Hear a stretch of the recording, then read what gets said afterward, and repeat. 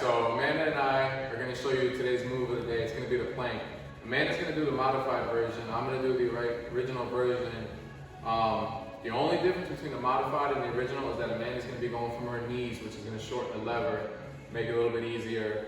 I'm going to go into that full plank position on my forearms. When we go do the plank, there's a couple things that we want to do. We want to make sure that our hands are here and our elbows are under our shoulders. A lot of people have a habit of coming up front. Does two things. It makes the lever longer and it puts your shoulders, a lot of strain on your shoulders. So we want to keep them right underneath as we're doing them. And then with that, we want our body, shoulders, hips, heels, all that to be in one straight line. If I had to choose the lesser of two evils, I'd rather your hips be high than be low, and I'll show you an example of each. Generally when we do these, we're going to go for time on these because there's not movement. It's called an isometric exercise.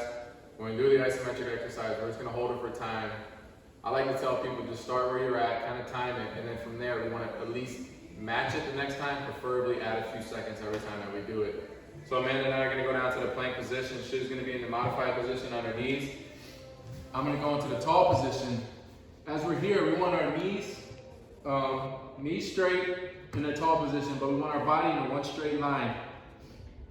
If I had to choose one of the two, I would rather your hips come up a little bit than hips be down. If your hips are too low, that's going to cause a huge strain on your lower back.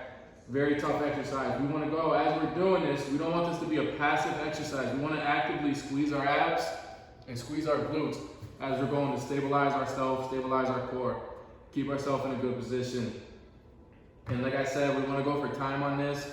Start where you're at. You shouldn't feel anything in your lower back. As soon as you do, just stop, take a knee, kind of reset, take a breath, reestablish everything, and pop right back up. And we want to go for time, and over time, we want to slowly add more. So if we stop at 30 seconds, we want to make it a goal to get to 45 or so by the end of the month.